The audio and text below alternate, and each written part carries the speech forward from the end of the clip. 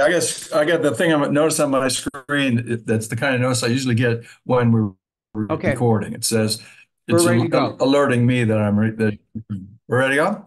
Yep. All right, I think we'll go then. Ready? You ready, Missy? I'll take that as a yes. That's a yes. Good evening. Oh, good. Good evening. Welcome to the Great Lakes Renewable Energy Association's 2023-24 Renewable Energy Seminar Series. Tonight is Thursday, November. No, it's not November 9th. It's October. And we're going to give an update today from Missy Stults on the Ann Arbor Sustainable Energy Utility and the bond issue that's going to be on the ballot in November. And Missy is Director of the Office of Sustainability and Innovation, City of Ann Arbor. As your host, Mark Levy, I'm a lifetime GLREA member and former Vice Chair and Secretary of the GLREA Board. Our financial sponsors are the Michigan Department of Environment and Great Lakes and Energy, Eagle, McNaughton McKay, and of course, Harvest Solar. We invite you to go to the GLREA website and review your membership options for GLREA. Our Renewable Energy Series is part of a monthly solar storage program created and operated by John Sarver, who has been with the GLREA and on the energy scene for as long as I can remember. Renewable energy seminars cover topics of interest to renewable energy users, businesses, advocates, and stakeholders. Our seminars include content ranging from technology to business to public policy. Our RES is a Zoom event held the second Thursday of the month from 7 to 8. Tonight, we're doing it a week early to accommodate a very, very, very busy schedule of Missy Stults. Our related questions, comments, and suggestions should be directed to me as your host. My email is there. Also ask that you please remember to mute yourself. Please hold all your questions until the end of the presentation. You can raise your hand under the reactions to ask a question, and we'll just call on you. As founder and host of GLR's Renewable Energy Series, it's my pleasure to welcome Missy Stults tonight. Again, she's the director of the Office of Sustainability and Innovation with the City of Ann Arbor. In December of this year at our annual conference, GLREA honored Missy with a McCoy Kuhnman Award for Outstanding Women in Solar. And that's named after our first two presidents, Melanie McKay and Kendall Kuhlman. And this award is given to women who, through their outstanding leadership accomplishments, contributions, and dedication to being the change they wish to see in the world, have significantly enhanced the roles of women in the rapidly growing renewable energy industry in Michigan. The award was presented to Missy for her outstanding work to launch this renewable energy, sustainable energy utility in Ann Arbor, something that she has almost single-handedly started and led and has gotten to this point. Ann Arbor completed its phase one of the ambitious plan to launch this utility, a green municipal utility operating in parallel with DTE. Phase one was a feasibility planning effort, which was published in October of this year. Tonight, Missy's going to discuss the SCU process to date, report findings, and the next steps, and the upcoming election where it is on the ballot. I got to vote yes for it today in my mail-in ballot. So with that, I will turn this over to Missy. You're on, Missy. Thanks, Mark, and thank you so much for those really kind remarks. I actually found myself feeling a little bit emotional thinking about that. So thank you so much. Just thumbs up. I can see you, Mark and John. Can you see the screen and the slides? Great, amazing. Well, hi, everybody. It's a real pleasure to be here with you tonight. I am excited to talk to you about the sustainable energy utility, and I also am ecstatic, just like Mark, that I got to see it on my ballot. I definitely had a moment of a lot of pride, a lot of feels, put it that way. There's two. Yeah, it's a moment. So I'm going to tell you a little bit tonight about why we brought forward the idea of a sustainable energy utility, kind of paint the context of Ann Arbor. I'm going to share the vision behind the sustainable energy utility and provide a few examples. I'll end with next steps in case you were curious. I do want to name, though, that because it is now before the voters, my conversation with you today is going to be, like it should be, very fact-based. So I may have to turn to Mark if you've got a question that's sort of leaning more into advocacy.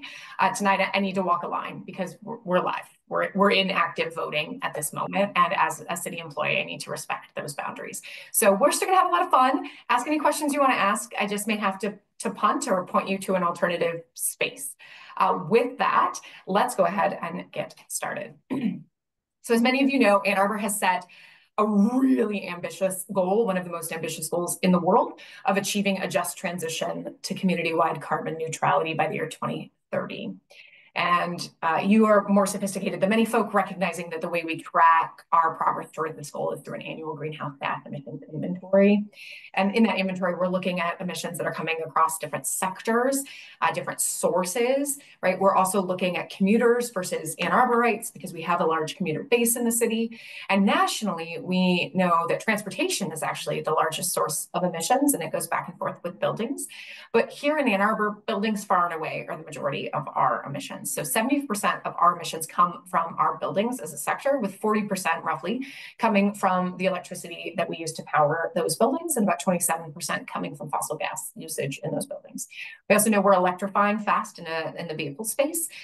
Delighted to share. I put this out to the universe. I said, I think Ann Arbor has the highest EV adoption rate in the state of Michigan. We went to the Secretary of State, and it's true, we do. Excuse me. And we're going to keep promoting vehicle electrification, in addition to things like smart land use planning, so people can walk and bike and take transit more places too. Nonetheless, that means that's increasing load and strain on our electrical system. So as we think about what we're trying to achieve with carbon neutrality, we have to use this information to help us shape and inform where we make surgical interventions to reduce our emissions. We also know that the percentage of renewably generated electricity that's powering our buildings is growing. So in 2023, 15% of the city's electricity use by default came from our RPS, a renewable portfolio standard in the state of Michigan. 1% came from the dams that we operate at the city. 2% came from our residents purchasing through the My Green Power program. This is the VGP program through DTE. We actually have, once again, the highest percentage of residents participating in that program. And 1% actually came from behind the meter solar systems. Now, this data is a little bit outdated because we just found out that we've hit over 5 megawatts. We're coming in close, not far from 6 megawatts of rooftop solar systems in the city. And when I started at the city, we were at about 0.01% solar adoption. It's a big deal. To give you a sense, when you look at residential just by itself, we are just at 5% of all single-family residential homes in Ann Arbor now have solar. That's a big number, and it's growing, right? The economics make sense. So you have to factor these things in because, of course, our goal is 2030. We know where we are today. We can do a lot of policy work to help shift different levers. And so as we look forward, we wanted to understand what does the future kind of look like? Now, what's exciting is we passed really important energy legislation at the end of last year. And doing so took that effectively renewable portfolio standard and moved to a clean energy standard that by 2030, excuse me, we'll by default have our investor-owned utilities at a 50% clean energy generation portfolio. When you also look at the things that are happening, like the University of Michigan investing in on-site generation, plus their purchase through My Green Power program, Ann Arbor Public Schools investment in the My Green Power program, plus their own on-site generation, what actually happened when we looked at 2023 early in the year is we had an 81% gray gap that we had to figure out how we were filling. Fast forward to 2030 with all the policies and actions that stakeholders are taking, and we now have a 27% gap. That said, we are still looking for a lot more generation, and I will name, you probably know this, the 50% in the green is a clean energy standard, which I think some of us are really struggling if it's truly clean, and we'll see what the utilities bring forward. So nonetheless, I'm going to talk about strategies to get at that 27% plus. We're trying to go further, faster, deeper than 27%. But that ultimately is the goal, that we've got to close that gap, right? We've got to be at least laser focused on that number. So in addition to understanding where our energy comes from and that kind of context of our greenhouse gas emissions, we also, of course, have to understand how our energy system is structured.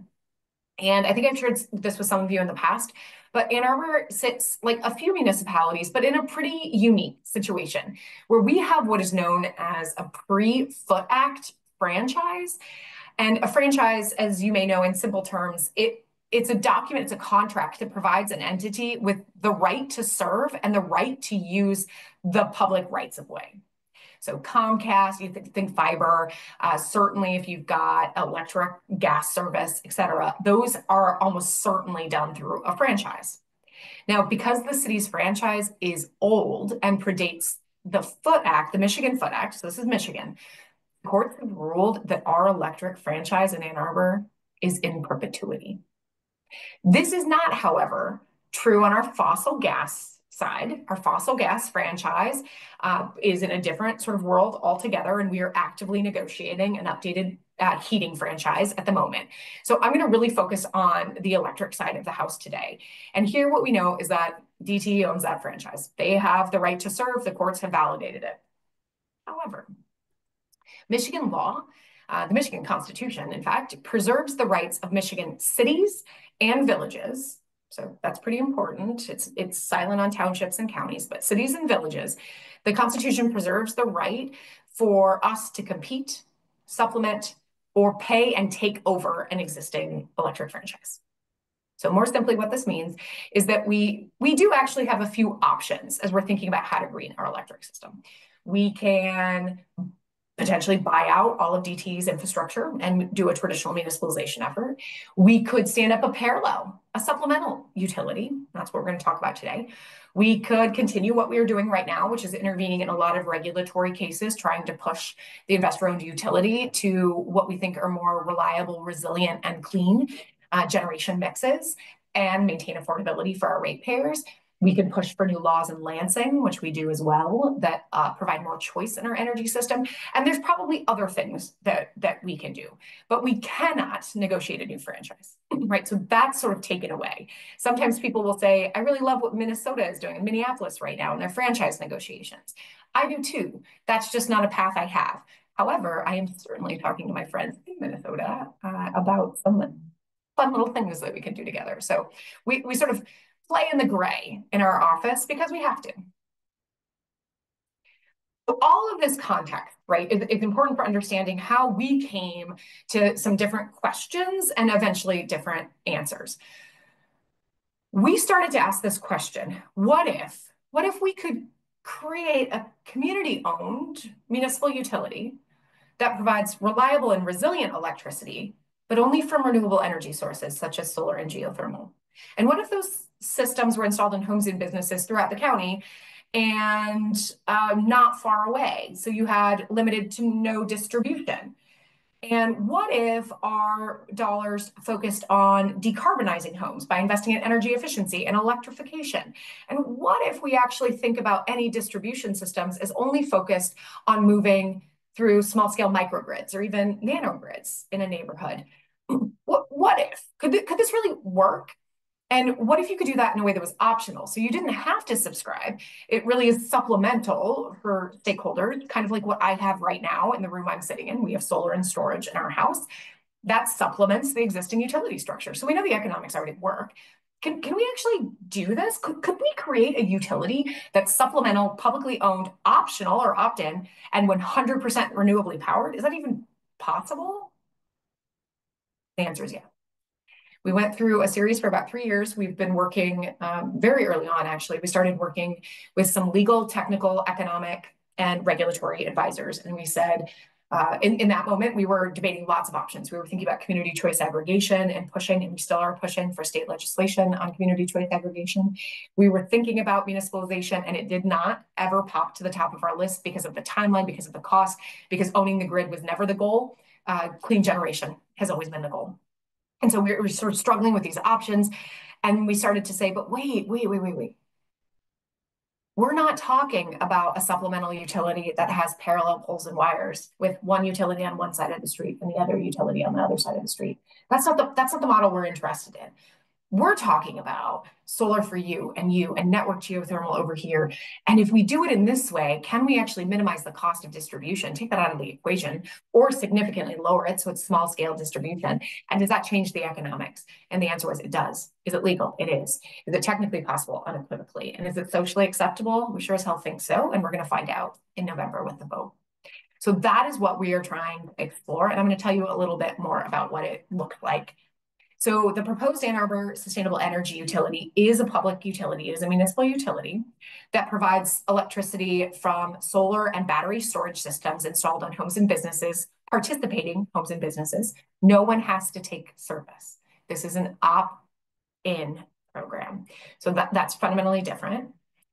It would be authorized to deploy shared or networked community geothermal systems for heating and cooling of homes and businesses. The utility would be authorized to invest in energy efficiency and beneficial electrification programs. This will help our home and businesses certainly save money, right-size their renewable energy systems, but also improve indoor air quality, health, and comfort. Fossil gas is a real problem.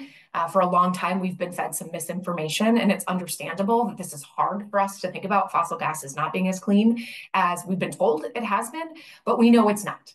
And we know it has very serious ramifications on our health. So we need to find an alternative. Here's the other kick. We also happen to have really expensive electric rates. So simply switching to cold climate air source heat pumps isn't going to work for everybody. So we need to find ways to decarbonize our heating and cooling system. And network geothermal appears to be something that's going to be quite viable. I'm happy to talk about a project that we're doing right now. We've designed a network geothermal system to provide heating and cooling for 262 homes in one of our neighborhoods. We submitted a grant last week to the U.S. Department of Energy to implement the first phase of that program. And the economics are actually pretty fabulous. So we're going to see if this actually materializes. But this is part of what we're thinking about, right? It's not just one piece of the energy ecosystem, because we simply do not have time just to do efficiency, just to do electrification, just to do solar generation, just to do heating and cooling. We have to find ways of packaging all of this. Ultimately, as you are picking up, the point of this utility is to focus on pain points that our community experiences. We have a pretty unreliable grid. We aren't particularly resilient when storms move through, which they are in increasing frequency. We also don't have a very affordable system. And with the report that came out last night, commissioned by last week by the Michigan Public Service Commission, we know it's going to be very expensive, and it's going to take some serious time to upgrade the electrical grid to even a basic level of reliability. That means rates are going to get higher. There's just no way around that. So here we have an opportunity to invest in resilience, reliability, local generation, workforce development, clean energy, while we keep the power in our own community. That's what it's about the prospect of a sustainable energy utility.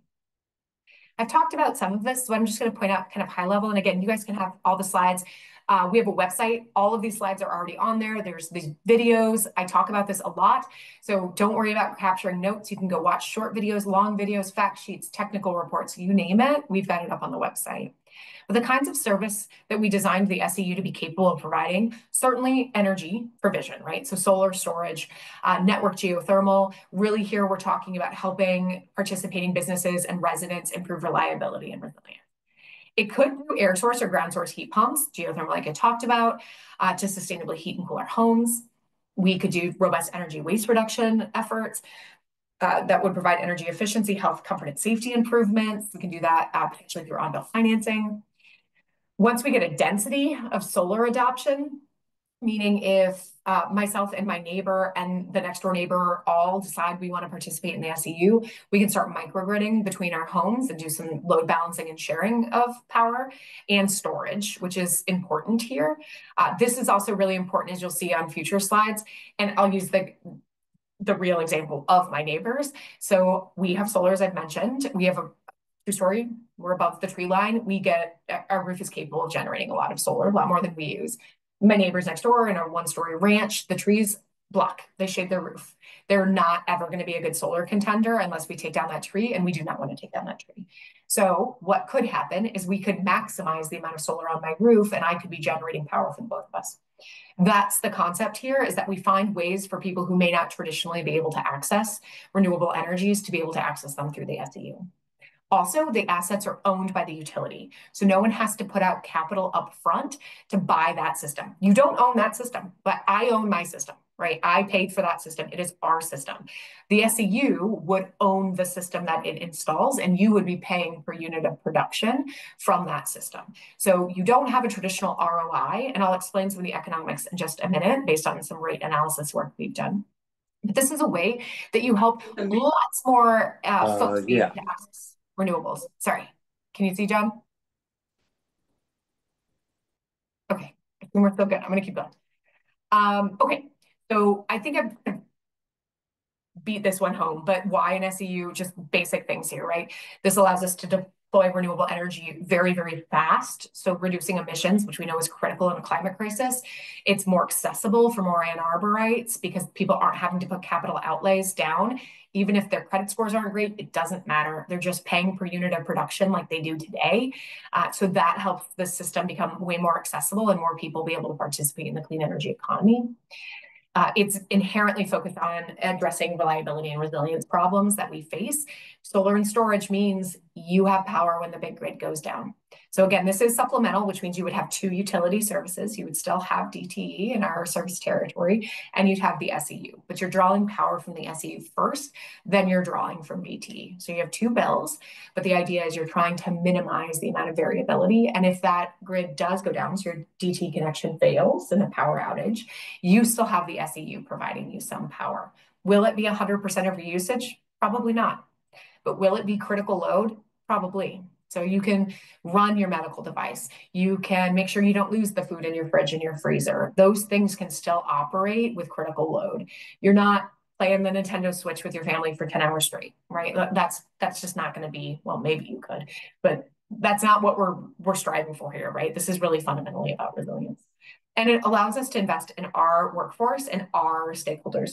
These jobs are not jobs that can be outsourced, right? Our maintenance crews, our installation crews, our local labor. So we're talking to our counterparts in the trades about skilling up. Let's take a minute and talk about what actually kind of brass tacks is going to make the SEU work. As we were thinking about this, we realized that we had kind of parameters in play, but we needed to understand what breaks it, right? So we know it had to be cost competitive with private solar leases. It's got to be cost competitive with the existing utility structure that we have. And it is. So we ran rate analysis and we hired a firm to do this for us that does rate studies for utilities. And what we said is, don't give us any discounts. Right? Assume that we get no bulk discount for buying this much renewable energy. Assume labor prices are high. Assume staffing is high. Assume we have supply chain challenges, right? Like, don't make it so egregiously not true, but assume there's no discount, no benefit by doing it in scale and in volume. And so they ran the rate analysis. And what we find out is that solar only as an offering. So if someone did not want a battery, they just wanted to subscribe for solar with no discounts, no market forces in our favor, we come in at 16 cents per kilowatt hour. Now today in DT, we're about 19. During time of use rates, that goes up. So it's a savings, right, out the gate. And again, that's assuming no discount anywhere in the system, which I think is unrealistic, but let's play that out. Second, we knew that it's not apples to apples to say you're going to get solar and storage and compare that to the base rate you get from DTE today, from our IOU today, because storage gives you resilience. So the thing that people are investing in for resilience in our community is a generator. So we did a comparison between buying a generator, not even maintaining it, not even the fuel, but just buying a generator and investing in the SEU's battery system. And the economics are, it's cheaper. So a battery and solar is cheaper today through the SEU with today's rates, assuming no drop in cost of batteries, assuming no discounts, than it would be to get a generator.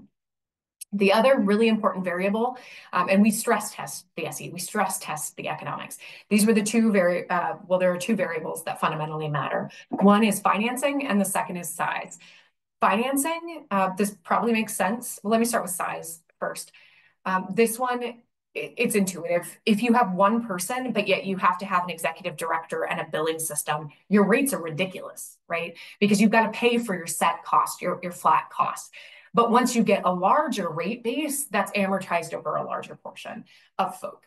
So the secret number for us, assuming no financing, assuming no grants, which I can already tell you, looks like we got one. But if we didn't get any grants, if we didn't get any financial support, we would be needing to launch at 20 megawatts. So that could be one, could be the University of Michigan, could be all Ann Arbor public schools could come in on a contract and we can launch. Or it could be lots and lots of individual residential units. But the SEU would not launch until we at least get 20 megawatts of interest in the system and subscriptions to the system. So no payments, but that's when you start letting your contracts to actually do the installation. The second variable that's really important is your cost of money. So if you get an interest rate at 6%, this looks a lot like your rates with DT. Now we want this to look better, so we need an interest rate that's better than that. We are in discussions with people. We've been in discussions with a lot of people, and it looks like we have found cost of capital. People are willing on investing in the program at a much lower cost. So that's exciting. What is also true here is, I haven't seen your questions, but revenue bonds are something we think a lot about in utility structure. The kick here is there isn't revenue yet. Right? It's a new utility. So often when you get revenue bonds, you have to loan against the revenue. We're borrowing against future revenue, which we don't yet have, and we don't have a history of revenue. So we're looking at more creative ways of financing the utility. And so here are some of those things that we're looking at right now. I'm writing a lot of grants. I've got one more that's going in next week. Working with the University of Michigan on the phase 2 of the SEU. I've been working with the state on a kind of the virtual power plant, solar power plant model, and how we might be able to aggregate load using some different power dynamics and software programs. I've been thinking about the geothermal as a catalyst into the SEU. So we're working lots of different angles here. All of that, any of these grants land, and this becomes even more economically viable because it's lowering that cost of capital to start. And then once it's started, your existing utility, your rate structures are, not your rate structures, your ability to loan is just much better. So we're working on a lot of different things right now. Can go into any of these if folks are interested. Just noting that because the other key variable is interest, if you happen to be in Ann Arbor and you happen to be excited about this, sign up for our wait list. That is a way that you can tell us and signal you're interested in engaging. So now let's just pause for a second. This is the actual ballot language that Ann Arborites are seeing right now if they're absentee voters, or that they'll see on November 5th. I really hate reading slides, but I'm going to read this because I think this is the bread and butter, right? So the ballot reads, the city of Ann Arbor proposes to create within its boundaries an opt-in, publicly owned sustainable energy utility, SEU, to supply, generate, transmit, distribute, and store electricity, heat, cooling, light, and power solely from renewable sources and provide energy-related services. The SEU could, for example, provide individual or networked rooftop solar panels, heat pumps, geothermal systems, or batteries to customers to supplement existing utility services. The SEU will be fee-based.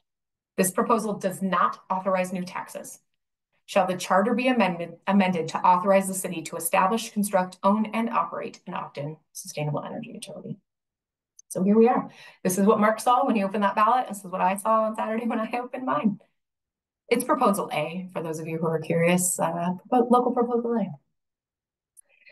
I'm almost done. I'm just going to close out with a few examples of what this could look like in practice if you were participating in the SEU. So in this case, this is someone who doesn't have solar storage and is interested in subscribing to the SEU. So all of these scenarios that I'm going to talk about, the vision is that they start in a similar way, that someone from the SEU comes out and actually does an assessment with the individual landlord, tenant, homeowner, business, et cetera. You have to understand what their energy uses looks like, what their pain points are. Are they really coming to you for resilience? Are they coming because their space is just deeply uncomfortable and really inefficient? What's their roof look like? Do we have ground mounted potential for solar? So you've got to do a customized package, really focusing on the customer's needs. And you need to be able to tell them what the cost is going to be for their suite of services, right? So if in this case, this person's coming in and saying, we're going to focus on resilience. So we're going to do solar on the roof. We're going to do a battery. They could also choose to do electrification or efficiency work and that would be built through on-bill financing. Let's just say they do solar and storage. So now they have a very clear rate. They would say this would come in at X cents per kilowatt hour. Are you interested? We're interested. They sign up. Great. They now get their two bills. They get their bill from the SEU from every unit of production that comes off that solar system or every unit they pull from the battery. They get their bill from DTE. There they go, right? So now they've got power. When the grid goes down, they're able to function. As network geothermal comes online, they can subscribe to that system and make a transition in their heating and cooling systems. They can also later choose to invest in efficiency, or an appliance is about to break and they want the SEU to help fund it, or they don't. They want to fund it themselves. That's all fine too. So in this case, this person doesn't own those solar panels. They do not own the battery. The SEU owns those. They pay per unit of production. This case is someone who doesn't have really good solar potential. So in the example I shared earlier, this is like my neighbor, right? So this person can still participate in the SEU. They could take advantage of the electrification or efficiency programs. Maybe they want to have a battery so that they can still charge that battery with grid tied energy. And that way, when the grid goes down, they at least have a few hours of power that they can leverage. Those would be things that the SEU could help them invest in. And when a density of solar and SEU subscribers come into the neighborhood, we can start talking about a microgrid. We can actually connect that household so they can, in fact, get electricity from the SEU through a shared system in their neighborhood. This is one of the grants that I'm working on right now with the University of Michigan, is testing this in about 100 different households, figuring out what exactly the software system and the aggregation systems are, some of the circuitry that we'd have to put into play. This is really, really exciting. Everyone knows this can be done, but hasn't been done before at this kind of scale. So we're excited to test it. And if you would like to write me a letter of support, I would love to talk to you after. So same thing, resident receives 2 bills for this, whatever they're drawing from the SEU or paying for from the SEU, and whatever they're drawing from DT. In this case, this would be me, where we already have solar, we already have storage. So I don't need the SEU for those purposes, but I may want to come in for that energy efficiency, that electrification services, network geothermal when it becomes available in my neighborhood, or as I'm electrifying my home and changing out appliances, maybe I want to add more solar to that system. And so maybe we can explore an expansion, maybe a ground mounted system somewhere on my property that happens to be an SEU asset. Over time, as we get to a microgrid, one of the things we're exploring is, can I sell excess electricity instead of selling it back to DTE? In my case, I still happen to be grandfathered into net metering, but not very much longer. Instead of going to inflow outflow, can I sell that to the SEU? And that way it can be used literally by my neighbor, which it probably is anyway, but it could be used at a better rate. Like I could be compensated at a better rate for generating that and using that clean electricity here in my community. So same thing, whatever I take service for is what I pay for, right? You're going to hear this over and over again. This doesn't authorize taxes, and only those who opt in and take service pay for the service they take. That is how this is customized. And of course, renters matter a lot. We are about 55% of our housing units in Ann Arbor. It's about 54 are rental. So we wanted to think about how we could work deeply with our landlords and our tenants to make sure they could participate in the sustainable energy utility. So this does have to be done in coordination with the landlord. You can't just make improvements in a space, as I think we all know. But landlords and tenants are eligible for all SEU programs. We've been in conversations about green leases, but also on-bill financing is a tool that helps the payment of services stay with the person that's benefiting from the services. This is really the challenge we face, as a split incentive where the landlord owns the property but doesn't pay the utility bills. The tenants pay the utility bills but don't own the property. And so the landlord is not incentivized to make improvements to the property because they will never recover those costs in the traditional sense. Certainly they are recovering them in almost every case through their rents.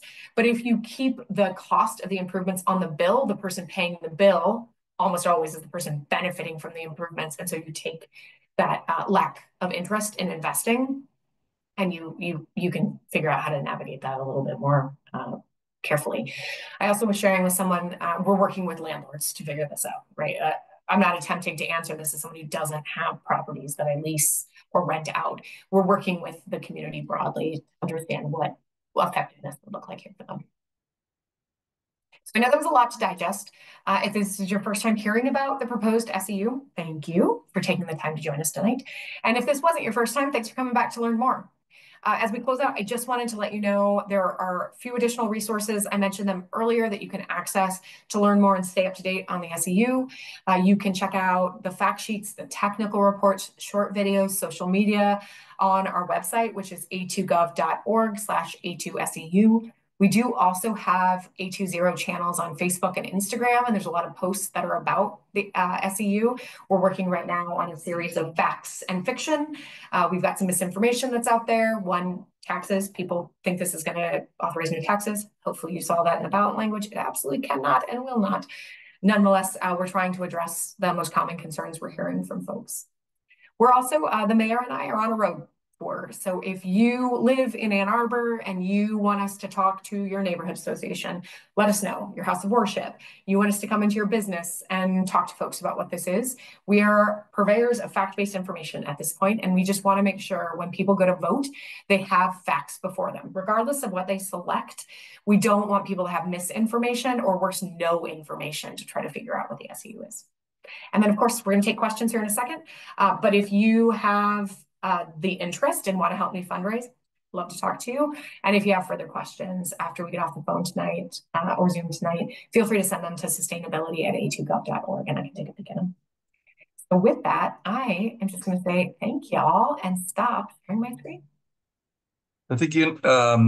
So everybody, again, please go to reactions and raise your hand there, and we'll answer questions and ask there. And while we're waiting for people to sign on that, Missy, when I talked to you today, you mentioned that you were speaking to the Michigan Municipal Electricity Association, and you were I guess as I have been amazed at how they how much they don't know about their own business. It's stunning. But would you share a bit about that? I didn't. I didn't say you said it. I said it. I said it. But would you share some of your observations about what they think you're doing and how they think about it? Yeah, it was a great conversation talking to the state's municipal utilities. I think that this is really novel for them to think about this kind of a model, especially when you're accustomed, whether you're a municipal utility or IOU, you have the market cornered. I mean, effectively, right? So you're thinking about one, being a load serving entity. So you got to provide 24/7 power provision every minute of the day. Some of these clean energy things are scary for folk, right? You might interrupt business models, how you're accustomed to operating. They aren't in your control 100% of the time. You're used to running poles and wires and distribution. You're thinking about your line workers. Like it's a very traditional business model. And I often say I'm very thankful for it. You know, I'm thankful for the utility we have. It's why we have modern medicine. It's why we're here on the line today. It's been incredibly valuable. I don't think, however, that's the utility of the future. So the conversation was very thought-provoking for all of us, challenging, like, what does the software look like? And what do standby rates look like? And how do you push this? And, you know, sometimes the answer is we don't know yet. It was honest. I mean, it was a great conversation. It was really great. Again, anybody would like to ask a question, just go down to reactions at the bottom of the screen, go in there and raise your hand. So, Missy, what keeps you awake at night with all this? The sheer volume of things we have to do. I think about this. I don't really want to run a utility. When I won't run the utility, that's not appropriate, right? I'm not a utility executive. I think about our goals of carbon neutrality, and I have to figure out how we're going to get people out of cars. I have to figure out how we're going to get rid of single-use plastic. We've got to figure out how we have actual sustainable food systems that are healthy and nourishing for the planet and our bodies. We've got to think about land use and attention with no development and more development. We've got to think about PFAS and getting it out of the water and microplastics. I am an energy person. It's what brought me into the climate field broadly, but it's so solvable in my mind. It's sort of like, why are we doing this? And so I spend time thinking, holy crap, we're going to stand up potentially a brand new utility and all the things that go with that. And I still have to do everything else. So that keeps me up sometimes at night. I love it. All right, Michelle, unmute, you're on. Thank you very much. And thank you, Missy, for that presentation. It was really helpful.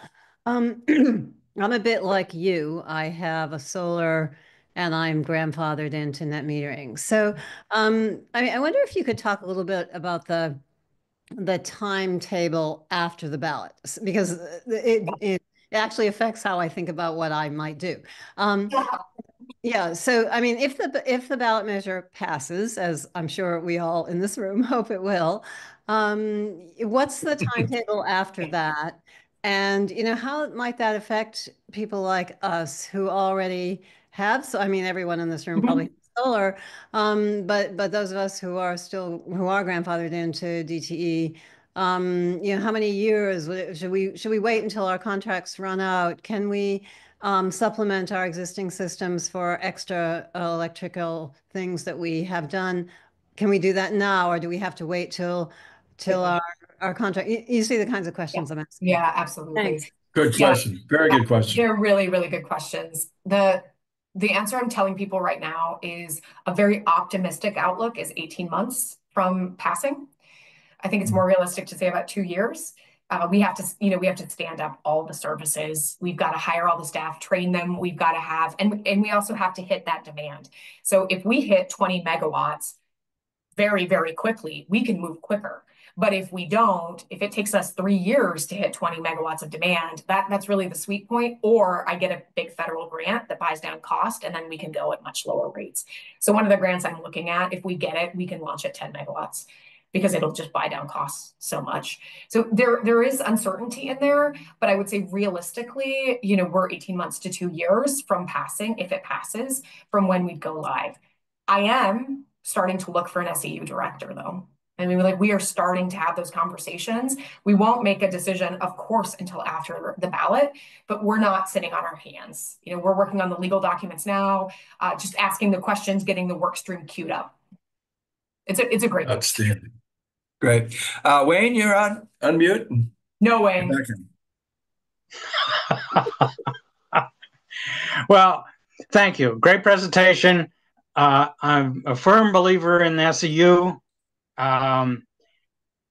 The question that I have has to do with the fact, so I basically have a net zero house. 70% of what I generate goes on the grid, a large amount from the summer in relationship to the amount of energy that my air source heat pump uses. How are you going to deal with that? Is that just a limitation? And is part of the answer that you're going to try and wheel power in from across DTE lines? And is that cost prohibitive?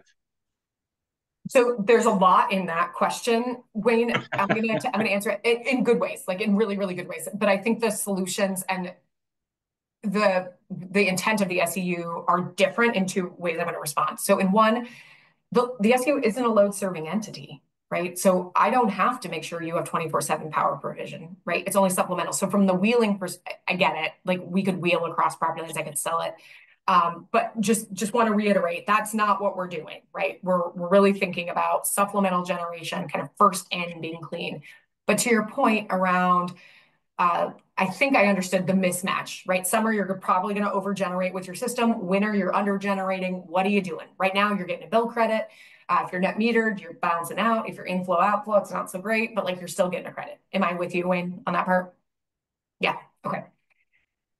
So the way that we've landed on this, which can change, right? When an SEU director comes in, they hopefully will have extensive utility experience to be able to make a call. But right now, the way that I think the reality and the constraints of this would be if your system over-generates when we do not want it to over-generate. This is why we are trying to customize for your usage to understand how we can size that. But there will be days it will. You will be on vacation, even despite our best effort. You will, I don't know, whatever. You will have over-generation. It's going to get sold back to DTE's grid. Right? So you're going to get an inflow outflow rate, but you are getting an inflow outflow credit on your DTE portion of the bill. So the SEU is getting no credit, which means that you will have less coming. You will have more in the summer coming from your SEU system. You will get an inflow outflow credit from DTE. And in the winter, you will be pulling more from DTE and using less from the SEU. You are the intermediary getting the benefit. Now, we are interested in working with DTE to have that look different. But we're going to prep people that it's not going to, just in case that doesn't happen. Yeah, it's just the reality. I think you more than many, Wayne. Right. But if there were neighborhood stories and ways to yeah, exactly. Do it. Right. That's right. Right. That's right. Right. That's right. And some of the things I've been looking at. Ultimately, you don't want anything going back to DTE. Correct. Yeah. Yeah, Mark is 100% right. So neighborhood storage is a really important piece of this. Right now, the storage systems that some of us probably have are very great and useful, but I'm also thinking utility scale storage, right? Like I'm thinking much bigger storage systems that we have not priced out the economics for because they would break the bank, in truth, for a single house. But when you have an entire neighborhood and a school that's on that system as an anchor, now you're talking about different economics. So all of these are variables we're working through. I don't think it's realistic to say day one of the SE, when it's actually live, we're doing solar and storage. There's no question about that. Are we doing utility scale storage? Probably not day one. I could be wrong. I would like to be wrong, but I think we should manage expectations. Mark, I'm just going to note, I have a question about computerized controls. And the answer is no, I can't answer that. We have people on the team who are working on this element, who are engineers, electrical engineers, who are working on the designs, the circuitry, all of those various elements. But I would do a terrible injustice attempting to answer that for you right now. Sorry. Rohini, you're on. Got a question? Unmute. There you go. Hi, this is Rohini. I'm actually at the University of Michigan, and this is my first meeting. I really enjoyed your presentation. I guess my question would be, what what what happens if people opt in and then they kind of stick with this SEU and then they want to opt out? Like, how will that affect your model? Like, is that factored into your analysis? It is, yeah. So it's an opt-in, opt-out model, which means you can actually depart the SEU. The rate structure that we're looking at assumes a certain exit rate so that you can have those be covered in the cost, because of course you have to remove said asset. I think we're prepared for some to exit. We also acknowledge that if everything works, even as in a not great scenario and just like a meh scenario, you're going to be saving money with the SEU. And so we think it is unlikely that many people will get in, will have resilient power, will not be losing power as frequently as their neighbors might be, will have cheaper rates, and then will want to depart. That said, we recognize that we could be grossly wrong. And so that's why we have built into the rate model a certain level of departure annually. I see. Okay. And my second follow-on question would be, I think you mentioned about ground source heat pumps, and then I posed a question asking if there was like storage associated with it. And I think maybe there is. I'm curious to consider, and this is partially biased because I work in this area, I work on thermal storage. Is there also any plans for thermal storage with these Well, we should talk. We should I'd love to. Sure. I'll connect with you separately, but I guess you said you talked about like maybe larger scale storage, where I really think thermal storage could play a pretty good role in a cost-effective manner. So I'm just curious if you guys have thought about that. Barely is the truth. I've thought about it because I've been reading about it quite a bit, and more recently I've been reading some research and some tests. We're also part of a U.S. Department of Energy grant that was a planning grant to do district and shared geothermal systems, and some of those conversations have thought about thermal storage or storage for using geo. I don't think anyone is, but we've had as a cohort conversations about it. So I would certainly welcome follow-up conversations. I dropped to you my email in the chat. Great, thanks. I'll definitely follow up with that. Very, really enjoyed your presentation. Great. Thanks very much. Jay, you're up. So if, say, the remnants of a horrific hurricane were— I don't know what you're talking about, Jay. Ann Arbor, and or a ice storm takes down thousands of tree limbs and customers no longer have drops going into their homes. Yep. Will Ann Arbor have mutual aid contracts with neighboring states to roll trucks? And as part of that, will Ann Arbor be able to roll trucks to Illinois or Indiana to help them in such an aid? Will mutual aid be in place for repair services? So good questions, Jay. Few things. One, this is not a takeover of the distribution system.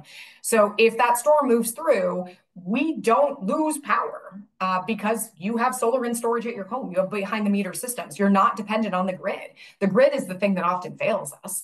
And so the SEU is not a takeover, right, of DTE's assets. It is not buying out that grid that still exists. So those who subscribe to the SEU in the scenario you just outlined, actually still have service because they have their own system. Now, of course, if the storm knocks out their system, if a tornado comes through and knocks out their house, they don't have power, they don't have solar, right? But that could happen. We'll name that. That's a vulnerability, though, that would have taken them out anyway. So it is not, it is just not the same utility model. But I feel like you have a follow-up on that. Nope, that's fine. Thank you very much.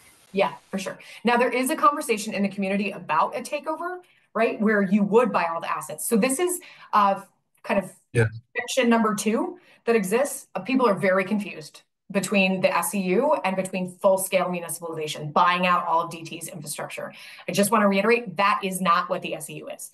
The SEU is supplemental. It is about generating clean energy. It is not about buying DT's assets. That is not this vote. The community has asked us to study what that would cost, and that does include, Jay, mutual aid arrangements to make sure that we would have, workforce, and that we could also send workforce out as needed. That's part of a different analysis. The SEU is not that. So please help me if you leave here and you're excited, or even if you're not, and you talk to your neighbors, you talk to friends at your house of worship. No new taxes. This doesn't authorize taxes. You only pay if you take service. And 2, it is not a buyout of DT's assets. Great. John Freeman.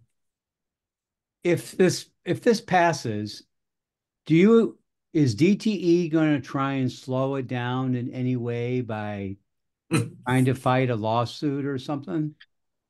Well, John, Wow. I'll tell you that I live in the mind of DTE. So I'm going to tell you what I think. I don't know the answer. Well, here's what I do know. We're going to win if they do, because it's clearly legal. The Michigan Constitution gives us the right to do this. If the voters authorize it, it's also legal. Like we are just following every marker. So sure, you could sue because you want to sue. We're going to win. We have no doubt. I mean, I view very little risk. 2, we've had a lot of conversations with them about this. And I think it would be fair to say they don't love it, but they definitely don't hate it. They recognize that Ann Arbor's grid is old. It's largely a 4.8 kV system. It needs massive amounts of investments. Their service territories, those of you who know, while some utilities had a set geography, our 2 investor-owned utilities had this growing geography. So they had to serve more area at the same time that then we started to see a population decline. So they have miles and miles and miles of infrastructure that they cannot afford to invest in, which means rates are going to go up even more. And so what we're offering is saying, hey, DT, we might be able to actually make investments in resilience and reliability that mean in the short term, we're going to be okay for a little while. You start making investments over there, and it buys you more time to make investments in your centralized system here. And so there could, in fact, and the way we've talked about this more is we might actually have some benefit for the DTE grid that's already strained in Ann Arbor by taking some of that demand off it, giving them a little bit of breathing room. That's why in our conversations, they've kind of been like, as opposed to like a hammer, we're coming down. It's just like, all right. And they don't want to do it, right? The other story I'll tell you is when we discovered this was possible about 2.5 years ago, I drew the short straw and I had to call DTE and tell them, hey, we see a pathway here. We are really interested in it. Do you want to help us? And when the answer was no, I said, okay, we're going to do it. Right. They had a chance. Also, the mayor owes me a lot because I drew that short straw.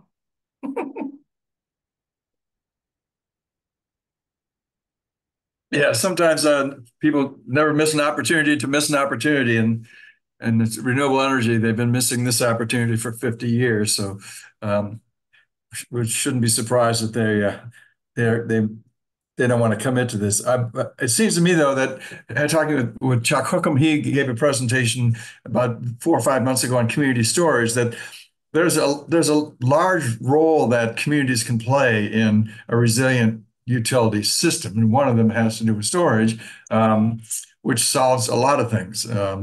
And if we're generating, as Wayne's talking about, if we're generating power and that is ending up in the SEU battery system, then he can get access to it later. and and a much better arrangement than what turning it over to DTE is, especially given the fact that those watts that you put into the grid never make it downtown DTE. They make it to your neighbor's house, and DET just takes credit for it. So those watts are staying here anyway. We're just not accounting for them. Absolutely. Absolutely. Right? I see that Wayne clarified something, and I just want to pick this up. Wheeling across DTE's system is ideal. Like, we would like to use DTE's system to move things back and forth. Right. But the reason we have penciled all of the economics the way we have, like building our own small scale distribution, small scale is not your poles and wires out front. It is literally connection between you and your home, is because we've assumed they won't let us, or we've assumed they're going to make it astronomically hard to do it. And we just don't want to play. So if it pencils by us doing it ourselves, it is either more enticing for them to do it, or we just don't have to work with them. We can just do it ourselves. So that's why we've asked, like, and we're continuing to have the conversation, but we're assuming they're not going to let us. Right. Looks like we got time for about one more question. If there's someone who has a burning question, would love to ask, do it now. John Freeman, you got anything else you want to add? Ask? Sure, I can always ask questions. I just wanted to give everyone else an opportunity. Missy, in your analysis of the Foot Franchise Act and the Supreme Court, I'm assuming there are lots of other good-sized cities that also would have this opportunity to create something along these lines. Is that a fair statement? That is a fair statement. And maybe, John, it would be a fair statement to say we're talking to some of them. So it's probably, as a kind of a concluding comment, that you're obviously doing cutting edge work that everyone, a lot of people in Michigan are really watching very closely. Because as you know, DTE and consumers have prevented many new laws from being enacted at the legislature. And one of the benefits of this SUV is that you are, in fact, a utility, and therefore you're not constrained by these policies that are not, in fact, law right now. And so that's why I think what you're doing is amazing work and really exciting. And we're all looking for Ann Arbor's leadership, and specifically your leadership and the mayor's leadership for this amazing work. So thank you. Outstanding. Here we go. You too, Missy. Thank you so much. Let me put a word in for next week. Janice Means is out on here. Janice is going to be talking next week on the 10th. She's giving a presentation on large-scale carbon sequestration. She just finished yeoman's work working on new standards and new stuff that's coming out of in this field, and she's going to be presenting that, which certainly will have some implications on SEU going forward, and I think we're all looking for ways it'll connect in. So that's next week. Thanks to Janice. And then in December, late November, our last series one this year will be Reverend Charles Morris is going to come in and close out the year. Those of you who have been following the Pope's encyclicals on the environment know that a second encyclical has been done, and much more pointed than the first. And Charles is going to be talking about what that encyclical means, what it's about. Does it make a difference? Is it making a difference? Obviously, it's not to the Catholic Church that J.D. Vance belongs to, but there are probably other Catholic churches around that are very interested in this, and that's what he's going to be talking about, and what's going on with the Michigan Interfaith Power and Light Estates around the encyclical. So that'll be in November, second Thursday of the month in November. Next week is Janice, and tonight was Missy, and we thank you so very much, Missy. Good